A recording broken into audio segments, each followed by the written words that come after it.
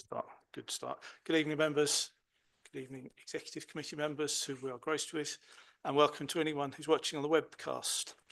Can I do the traditional reminder to turn your microphone on when you speak, please? And with no further ado, I'm going to start with the first item on the agenda, which is apologies for absence. Thank you, Chair. There are three apologies. I'll just talk loudly. There are three apologies from Councillor Boylan and Councillor Holt as his substitute, from Councillor Carter and Councillor Burt as their substitute, and finally from Councillor Thomas. Thank you.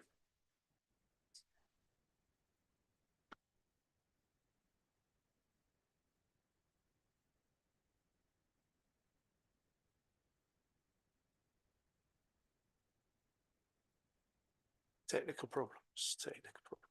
Members, we have before us the minutes from the Overview and Scrutiny Committee meeting on the 14th of January. Can I ask whether members are content for me to sign these minutes as Chair? Have a proposer, please. Councillor Buckmaster and a seconder. Clements, thank you. Show of hands, please. All those in favour? Any against? Any abstentions? 2 abstentions, thank you. That's carried. In terms of Chair's announcements, just had one, which is those of you at full council remember that I asked a question about taking council meetings and council committees on the road to towns and villages in the community. I just wanted to test the water really, where there's any appetite for Overview and Scrutiny to perhaps be a trailblazer and go out and meet elsewhere outside this building. Pause for awkward silence. Councillor McAndrew. Yeah, I think it's a really good idea that we webcast these meetings, so I was just wondering how that would actually work around the parish council. In short, it would. Councillor Buckmaster. I was going to say the same thing, really. Okay. It's around finding the facilities that are appropriate. If the idea is to attract more people into the venue live to watch, I don't know that we would still struggle with that, but I'm happy coming here. Councillor Cox. Good idea if we overcome the IT issues, and they shouldn't be insurmountable. Do you want to come back, Councillor McAndrew? Yeah, I was just going to say, if we were to go to a parish council, the parish council would have to be interested in the topic, the subject. Mic on, please. Microphone. Discussing. Yeah, I was going to say, if we go out to a parish council, they'd have to be interested in the topic or the subject that we would actually be discussing on the evening. It wouldn't be pointless going somewhere that wasn't relevant to them. Understood. Anyone else? Councillor Swainson. Just the only place I thought of that might work would be the Bishop Stortford High School. Do they have the facility in their new auditorium? Yeah, I think parish council's also got facilities for it to be webcast. Okay, we'll follow that one up. Thank you. Item 4, declarations of any interest. I suspect we might have one or two of those. Who wants to go first? Councillor Nichols. I declare a pecuniary interest in the UK Share Prosperity Fund report on the basis that I took part in the Arts in East Herts event as a participating artist, an East Herts resident, and applied for and received a grant towards this activity. Thank you. I'd like to declare an interest. I'm a member of Bishop Stortford Town Council, which was a beneficiary of the Shared Prosperity. Anyone else? Anyone not declaring? No, we need to do this systematically. So, Councillor Horner.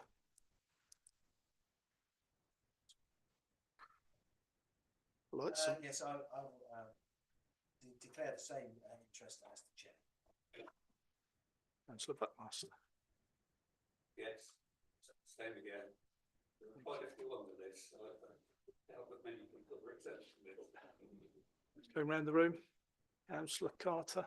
Councillor Burt, beg your pardon. Hartford, yeah. funding. Beg your pardon. Right, got that. Anyone else? Clements. Okay, keep going. Okay, that's non-declaration. Let's move on. Okay, keep going. Okay, it's thank fine. you. Keep going. Thank you. Councillor Holt. Okay, fine. Move on. Okay. Councillor McAndrew. Then Councillor Walcombe. Anything? I presume I think Councillor Burt and Councillor Nicholl. They were far more involved in it than I was. Thank you.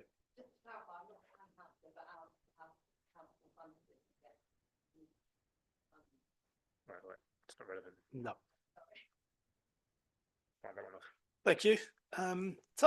We have item 5, UK Shared Prosperity Fund, and we have 3 executive committee members who've prepared a report for us. I'm hoping one of them's going to lead on that. Who is it? Where did that land? Councillor, thank you. Good evening, everybody.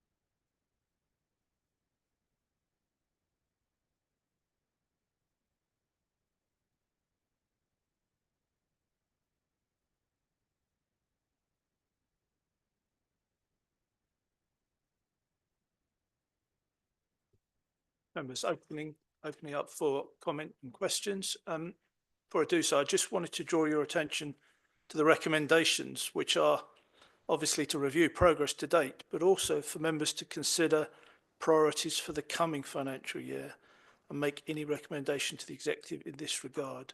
So if you could pick up both of those, that'd be useful. Who's going to start us off? Councillor McAndrew. Yeah, I think it's all very positive, the outcomes that we've had so far. And it's good to see the table who's actually received it and for what type of funding they've actually received it for. I'm fully aware that there's some towns and parishes more proactive than others, and I'm just wondering how we reach out to those that maybe need help to sort of consider applying for resources from the fund.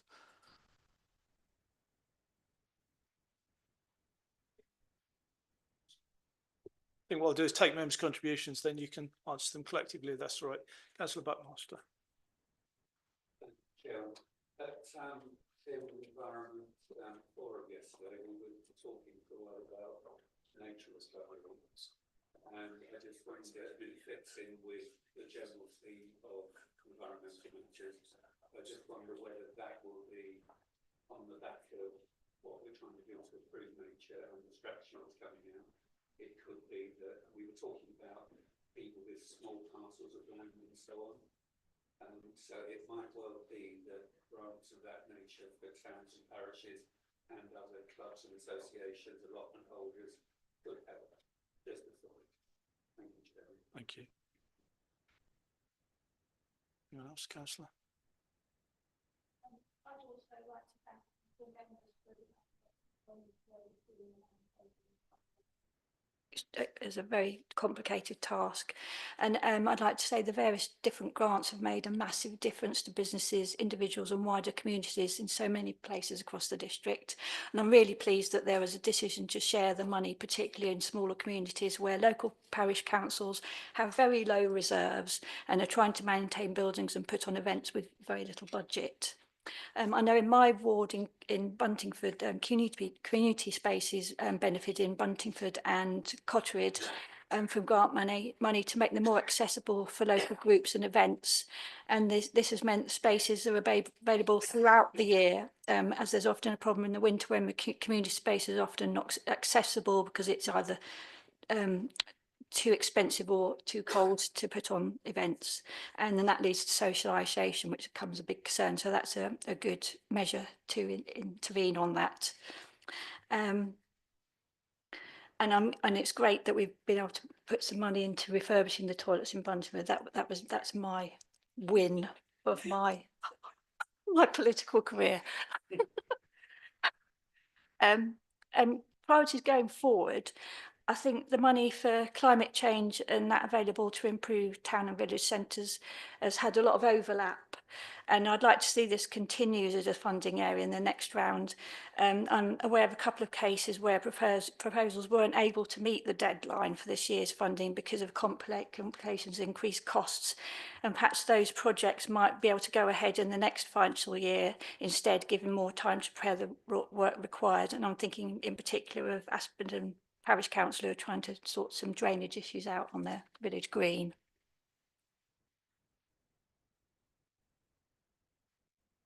Anyone else? I'll take some answers in that case. Who's gonna come back? Thank you. Yeah, just trying to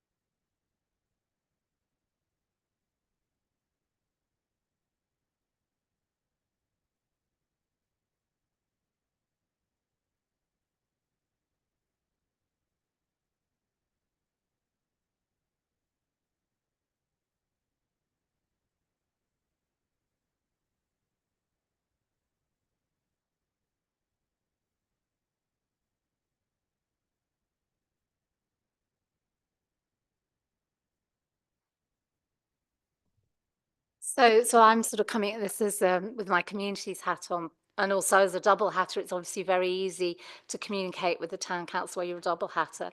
And I mean, I don't represent a village, but I don't know whether there is any more councillors who are district councillors can do, like do they visit the village meetings, the parish meetings? I know, Sue, you do a lot of visiting to the villages around you, and if we're all doing that in a consistent way, that would help get the messages out about the grants that are available. Councillor Nichols.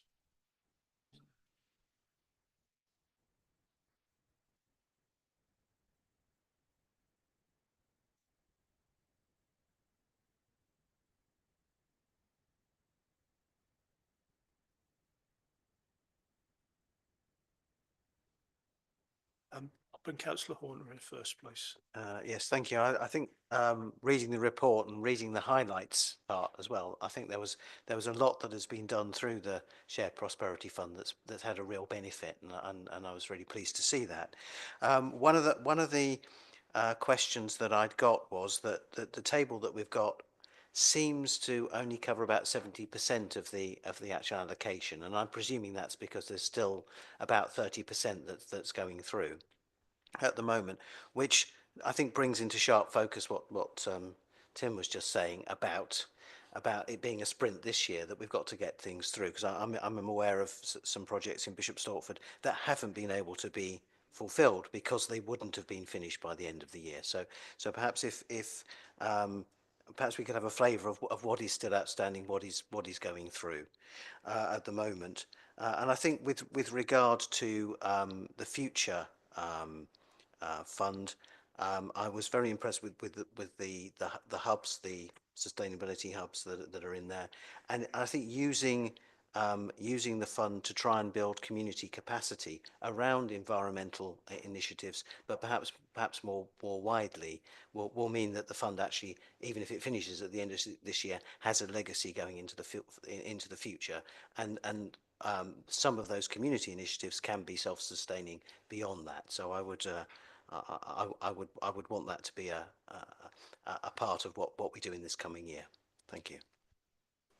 Councillor Ward. We haven't got anything left to spend. The missing money is for district-wide initiatives, so things like the energy hubs, things like the contributions to Hertfordshire Futures for the film board, and various other bits and pieces. So, sorry, film office, not film board. So that's where that money's gone. But as I understand it, we have spent it all. Yeah. So that's that. I would like to absolutely and totally reiterate that district council involvement in the parish councils to help them put the projects on the road is definitely what is needed. And it wasn't just Councillor Nichols, there's other district councillors who worked with their parish councils to make sure that they got their slice of the pie. Councillor McAndrew first, please. Mentioned the short period of time you've actually got to work out this. I've got every sympathy with the officers, the pressure they're under, because often when those grants come from the government, you've only got 6 weeks and you've got to find a scheme that actually fits what they're actually saying. And to sort of deal with 50 odd, is it 50 plus parish councils, it's a horrendous exercise, and you've really got to work with them, and they've got to sort of try and gear their application to what the rules and regulations are, that you can't sort of deviate from that. So yeah, well done to the officers. Councillor Nichols. I've been involved in setting up an energy hub in Buntingford, and we've now got the equipment, and the cost of leaflets and stuff going forward is very low. So we've got the staff. We can just find events to go out to and start talking to people. That's the main thing. So that's really good to have that initial investment. I just wanted to mention about Arts in East Herts because I took part in it. It was an excellent initiative and highlighted the desire for cultural activities across the district and the lack of organised art and cultural events available to residents at the moment, and also a shortage of suitable venues, which is a ongoing issue. I think it's a really good idea that there's a proposal to set up and support a steering group for a future Arts in Herts event next year, perhaps. I think it is underestimated the amount of time and effort involved in promoting and organising an art or cultural event of any size. And for what it's worth, from my experience of taking part in last year's event, I felt there was a bit of a culture gap between the way councils organise and run things and the way that those in the creative community organise and run things, especially around the vehicle and platforms used for promoting and advertising events and making sure it's is inclusive and everyone gets their fair share of publicity.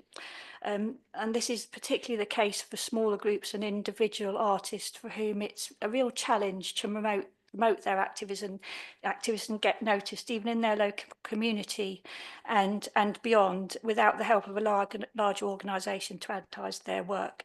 There's nothing more soul destroying than spending days preparing for an advertising event that no one turns up to. I think it's just worth saying, and it happened to me, and it has happened in the past, and it will happen again. That's part of being an artist. Large umbrella events of this type need to be more inclusive in this respect, and if they're to benefit all participants, and there are a lot of things that could be learned from last year's event that could be improved for future events. Thank you. Councillor Clements.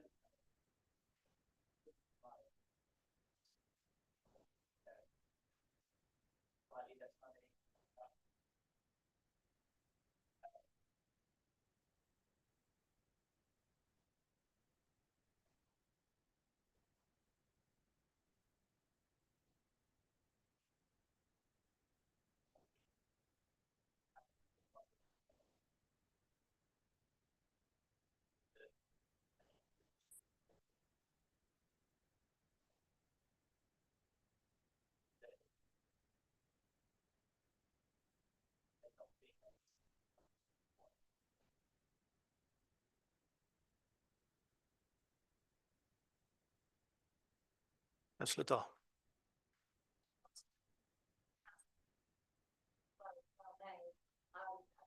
The big picture, the headlines do look really good, but there is been a thorough analysis by Community Alliance of those sorts of points you've picked up on marketing and so on, what we can do better. And yes, we can do better. Hopefully we get money to repeat it. I would actually add there is a balance between, in a discussion with Community Alliance, there is balance between what was really good about that was the money that was put in to put on the free events, the grants that were given out, and it's balancing that which attracts a lot of people, and therefore you get your 500 people who go on to do something else, and money for marketing.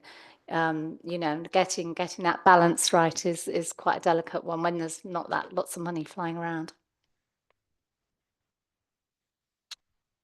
I've got one observation and two questions. The observation is just looking at the figures on page 27. It's really encouraging to note that Stortford was the beneficiary of 41.6% of the total spend to the towns, not of the total spend overall.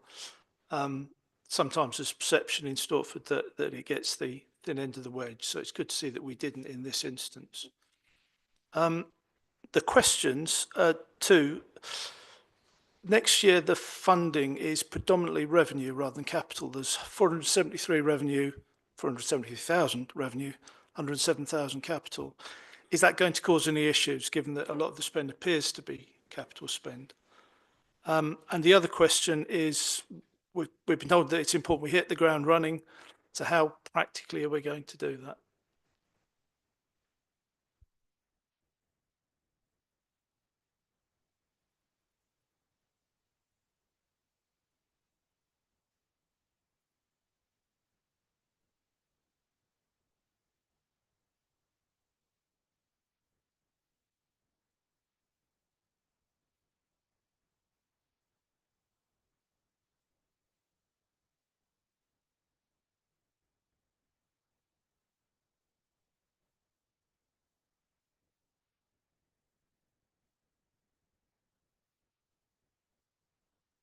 Discussions as to how the money would be allocated between the execs. I can't obviously talk for the other two execs, although I suspect that the Arts in East Hart, because it's a review and the same thing again, hopefully, is relatively quick. We, as was mentioned, we have a number of projects that we had to withdraw funding from 2-3 months ago because they couldn't get them over the line by the end, but we had, if you like, backup emergency projects that the money could be diverted to because basically the team are just so fab to make sure that we spent it all. So in terms of the economic development side of things and the town and city, the town and village centres, sorry, I think we could go relatively quickly. Tim?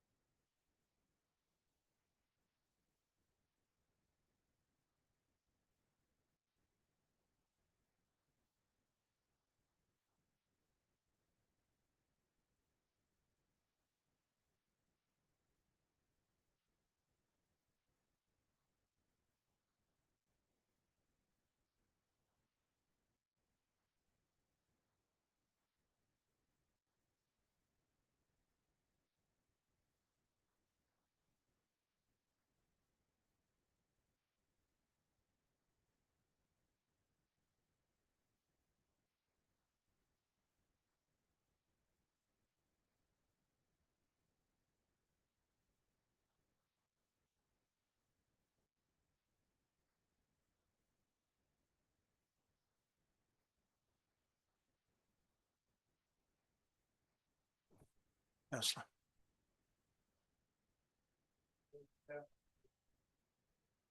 25-26, you've obviously had a lot of applications that you maybe didn't manage to process in the year 24-25.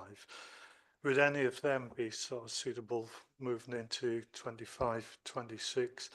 I imagine some of them, the parishes or the organisations, didn't have time to actually complete the application on time.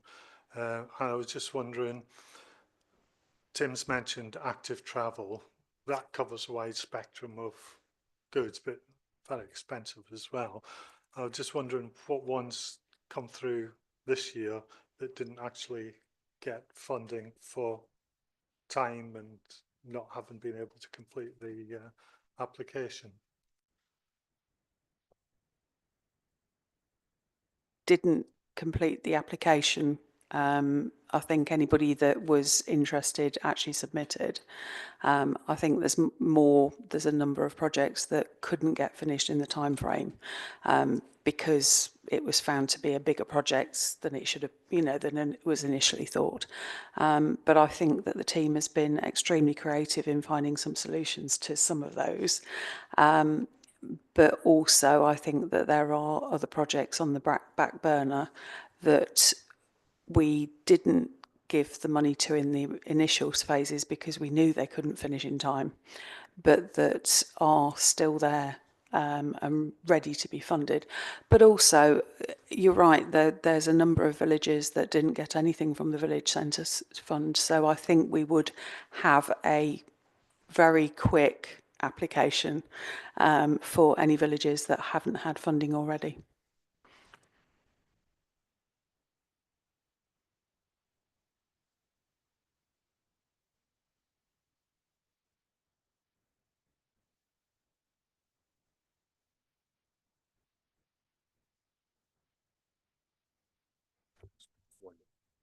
One future one. Climate change town centres. Yeah. Yeah. Sorry. Councillor. Time, but before we agree the recommendations, is there a sense of what the priorities might be? I mean, is it, even if it's draft and initial based on what we've discussed? So if we could just have a summary of that, would you mind? I think we had one, didn't we? Yes, there was. Yeah. And climate change, town and village centres is one I picked up. Yeah. Got that one. Councillor.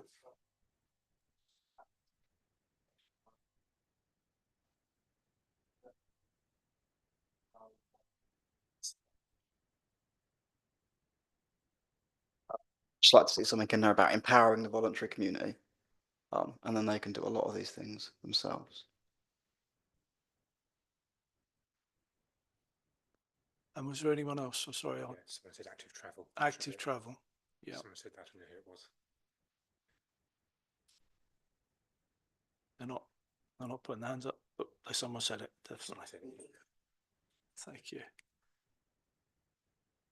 Councillor Buckmarsh, you happy with that as a summary? Thank you very much. Okay, so the recommendations are review progress state and to review and consider priorities for the coming financial year and make any recommendations, and we've summarised what those are. Can I have a proposer and a seconder, please? Councillor Nichols, seconder. Councillor Williams. All those in favour? And that's unanimous. Thank you. Next item for us tonight is the East Herts Executive Scrutiny Protocol. And I'll ask Peter to speak to that. I'll just talk loudly. Go for it. I can reach yours. I'll come closer to you. Right. No, it's not. Right. Thank you. This report introduces the Executive Scrutiny Protocol for East Herts to take effect from 18th of March 2025. Once approved on that date by the Executive, this document will be reviewed in June 2027 from District Council elections. Government guidance was issued in April 2024 in respect to the purpose of overview and scrutiny and how this should be conducted. This guidance was shared with the committee in 2024. This document sets out the principles that will define the relationship between Overview and Scrutiny Committee and the Executive. The document is less procedural than the Constitution and is more of a high-level set of principles to guide members of Overview and Scrutiny and the Executive. Appended to the report is the protocol document itself and a flowchart of how items can be brought before the Overview and Scrutiny Committee. This is the opportunity for this committee to consider and comment on the protocol and agree to sign up to the protocol prior to its approval by the Executive. I did some research on the documents in place at other councils in England when preparing this document. The recommendations are on page 48 of the report. Thank you.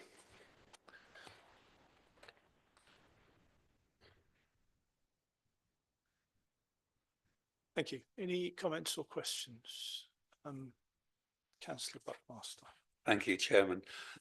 Yeah, having a look through this, it all seems as what I'd expect. I don't know if other members think that, but I was just wondering, what is the difference, or are there any differences anyone can highlight compared to what we've been doing previously? Yes, I mean, one fairly significant difference that we've not done before is, for example, when someone comes before you to comment on something the executive is going to be doing, and you can make comments to the executive, and then it goes away to exec for them to make a decision on something at one of their meetings, listening to your comments.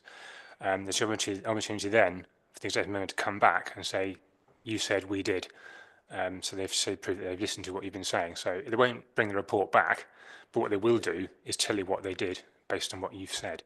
So there'll be something on the agenda each time at this meeting for the executive to come back and say, well, you've said this, we listened to you, we did this, and this is where it went. So yes, that's different. That's new. Councillor McAndrew and then Councillor.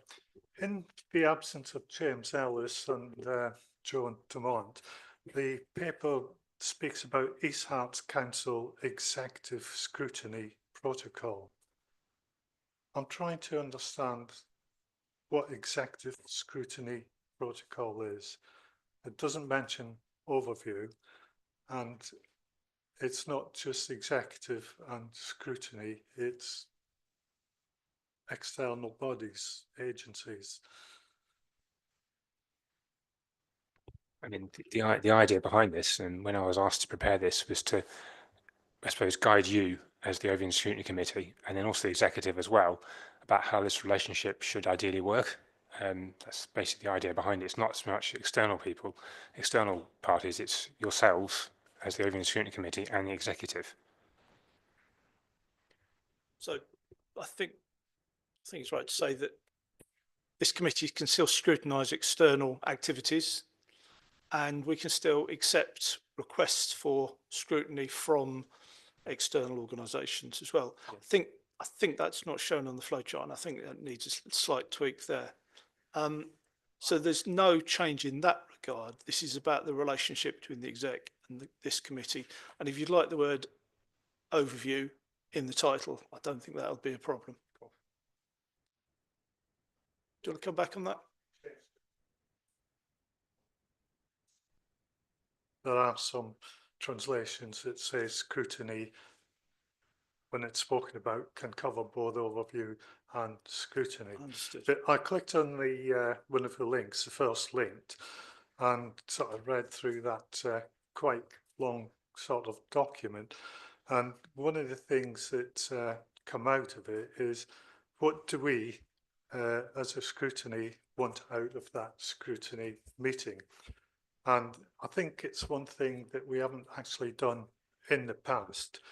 I sat down and said, we've got this topic coming to scrutiny. Exactly what is it we're scrutinising? What questions are we going to present? And what is the sort of outcome that we are actually looking for? So I think we need to sort of have a look around that sort of aspect. Another sort of element in that document is training for the committee. I remember many years ago when I first come on scrutiny, we went down to Westminster. We had half a day session in one of the rooms. Then we joined an actual Westminster overview and scrutiny meeting, whatever it was. The training that we have now doesn't go into so much depth, and I was just wondering what sort of training could be there for us moving forward to adopt all this.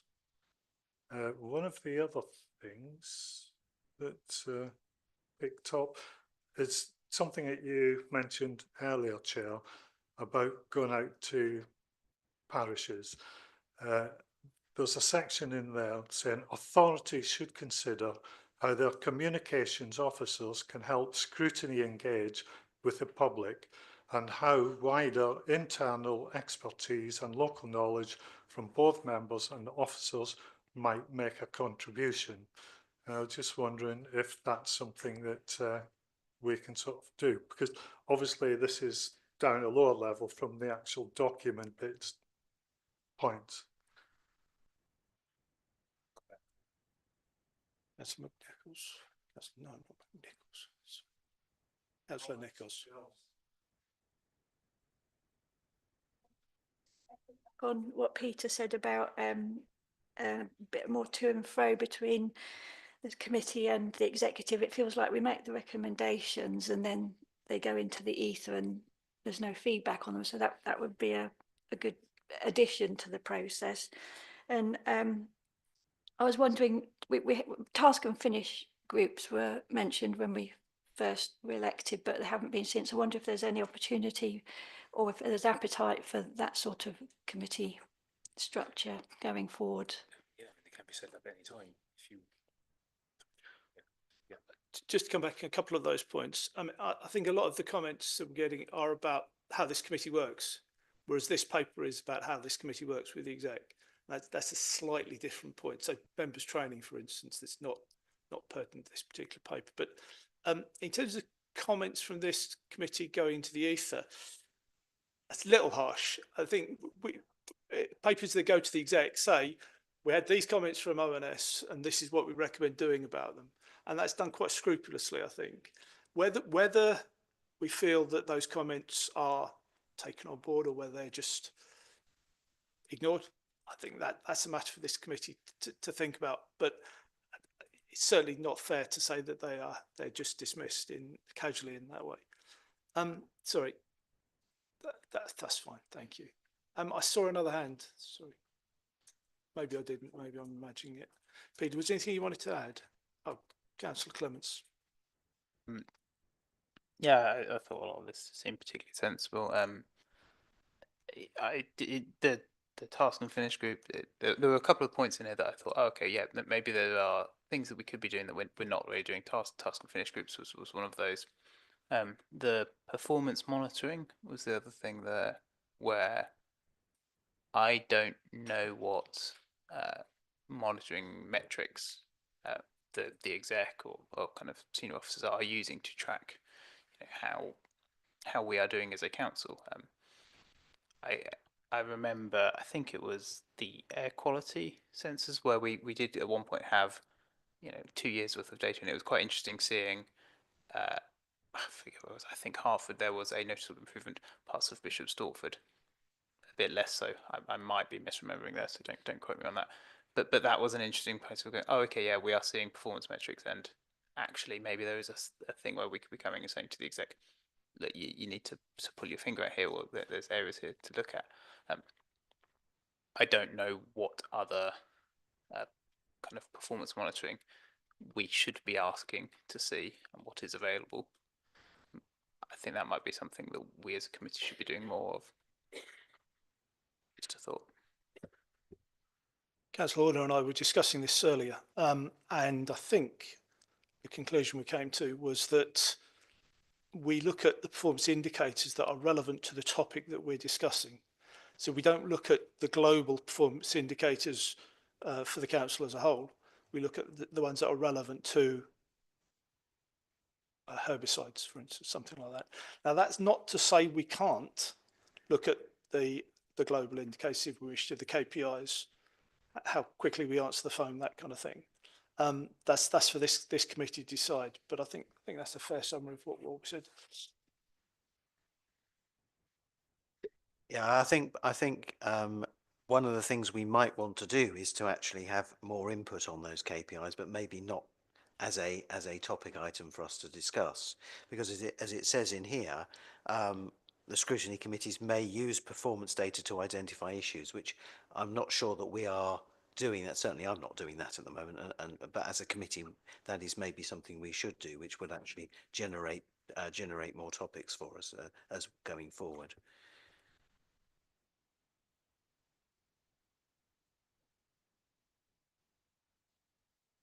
Development.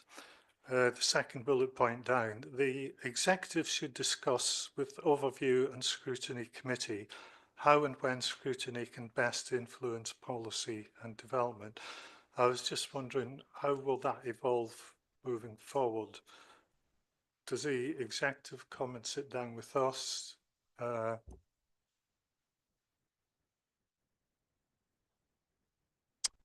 think there's two ways. First of all, we've invited the executive committee to our workshop for planned workshop at the end of this month.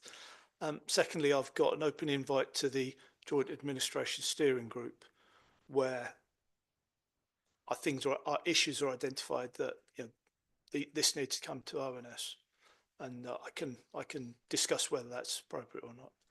So I think that those structures are in place, Not to say they're working necessarily well, but those structures are there.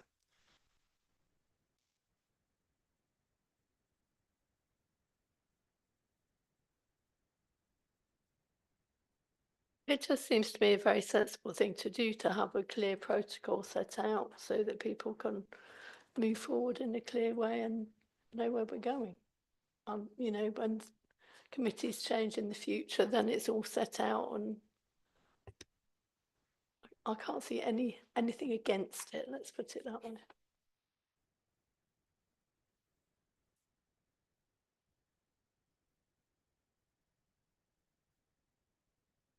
The relationship between exec and ONS, and we're discussing it as ONS. I'd be quite interested to hear what the exec think of how the relationship is working. It's a pity we lost a bunch of them, but I don't know really where they have found they've got lots of value out of ONS, and where they've, you know, maybe less so. I don't know if we can ask them. You can all come to the meeting on the 18th of March. That's the next step in the process. This will go to the exec for consideration. 18th of March. On the 18th of March, and you know, we'll hear what they have to say. But we're getting first bite of the cherry, David. I'd just like to add a voice for some more specifics. This is a very good general introduction, but there's no benchmarks in there. There's no KPIs. And I think that if this document is going to have value on an annual basis, we should see what benchmarks the executive are working towards, and also what they see as the benchmarks that we should be working towards. Maybe that comes up by linking this to the work program, but the links here are just not clear to me at this stage. Thank you.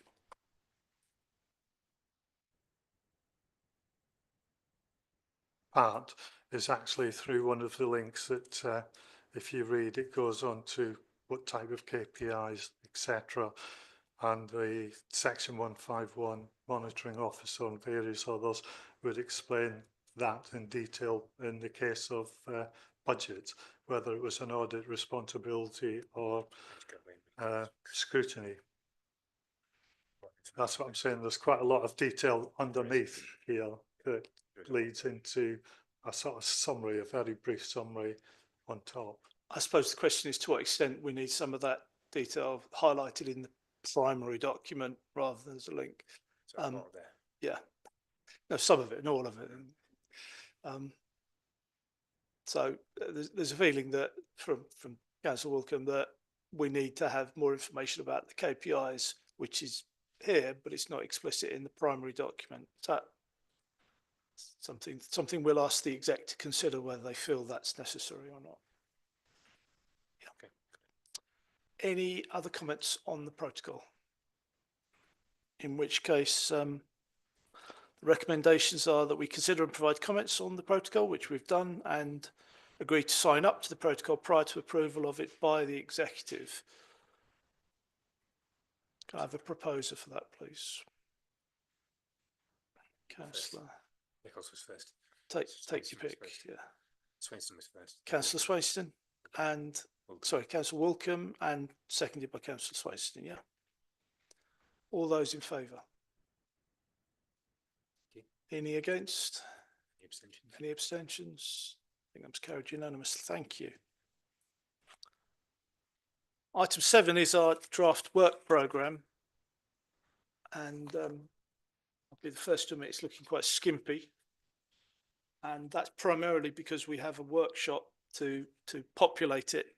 I've already mentioned that, 27th of March. It's by teams, and the executive committee have been invited. So in that context, anyone else want to comment? Councillor McAndrew. To be furnished with is the forward plan, so we can actually sit down, see what's in the forward plan, and extract out of there what we want to sort of scrutinise. But that will come out of the little workshop that we're going to have in the not too distant future. I mean, the forward plan is always there for us to look at rather than to be furnished with, but I understand it also is looking quite skimpy.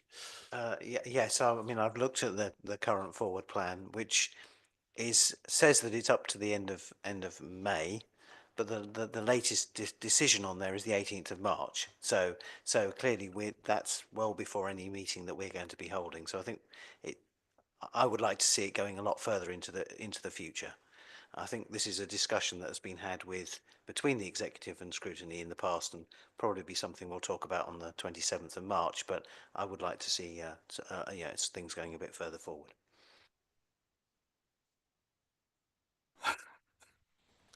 Hopefully that will be over by the 1st of May. Councillor Buckmaster, do you want to contribute? Notwithstanding all the conversations we've had this evening and the last item, the thing that hangs over me and all of us, I think, is if we're to say that local government reorganisation is inevitable, we've kind of got limited time and we're not looking many years into the future. So, and I know, we've got the, excuse me, we've got the leaders of the two largest parties in the council here. Ben, along with the other leaders across county, will be having discussions. Submissions need to go in. Whatever form that takes, I guess I would like to ensure that the council is in the best possible shape, the services are in the best possible shape for whatever we morph into. And I guess my priority for overview and scrutiny would be to look at the things that we actually really need to focus on to get right by that time. And I haven't got an answer to that, but that's how I would like to focus. If we carry on the way we have always been doing, then we're going to miss a trick. So I just wanted to throw that out there. And I don't know whether Ben wants to speak as he's here.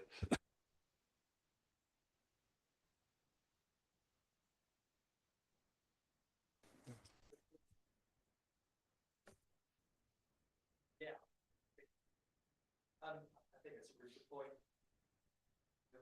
What we don't know, I suppose, is we can't be sure what we need to have working really well for some good guesses.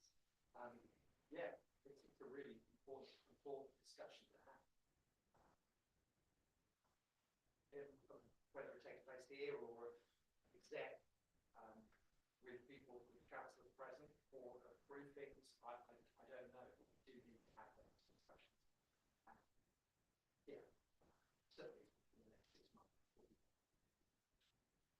But I'd agree. I'd say a reorganisation preparedness review where we look at the things that need to be ready to deal with reorganisation would make sense as an item for this committee. We can maybe talk about that more on the 27th. Councillor McAndrew, you want to come back?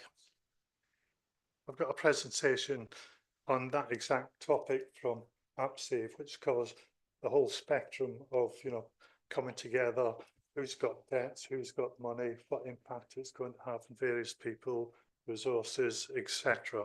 I can forward that on to whoever. For this, I can send it to you, Ben, or through, and you can look at it and distribute it, and you'll get a feel of it. It can go to the committee. Yeah. Thank you. Sorry, Councillor Swanston. Conscious that we're supposed to have a cross-party group on the use of glyphosate. We agreed on that some time ago and it hasn't been set up yet. So it's a question of, I think, getting on with that and knowing who wants to be on it. Chair, I think, is looking at that. Yeah, I believe that officers and leadership team, and Ian Sherritt in particular, are mindful to start moving on that quite early on, possibly from setting it up at your next meeting, and you'd have to agree which members are going to be on it, and how long they meet and how many meetings, that sort of thing. So yes, that is going to be happening. Ms. Williams. Say that I kind of agreed with Eric that some of this seems like an exercise in futility, and I think we should, if we're going to design, a draft work program, it should be the things that are going to have the biggest long-term impact at this point, rather than several things, that will become amalgamated under one giant thing. So, to my mind, that's things like the Section 106 on here, because you find unspent bits of it laying around in places. But yeah, that's my view. I don't know if you heard that, but 106, section 106 payments go to finance, audit and governance rather than ourselves. So it still gets scrutiny, just not through us. Anyone else? Okay, so the recommendation is that we consider the work programme at Appendix 1 for what it's worth. Proposer, please. Councillor Nichols, and seconder Councillor Clements. All those in favour? Any against and any abstentions? No, thank you very much. There being no urgent items, I declare the meeting closed at exactly 8 o'clock. Thank you very much.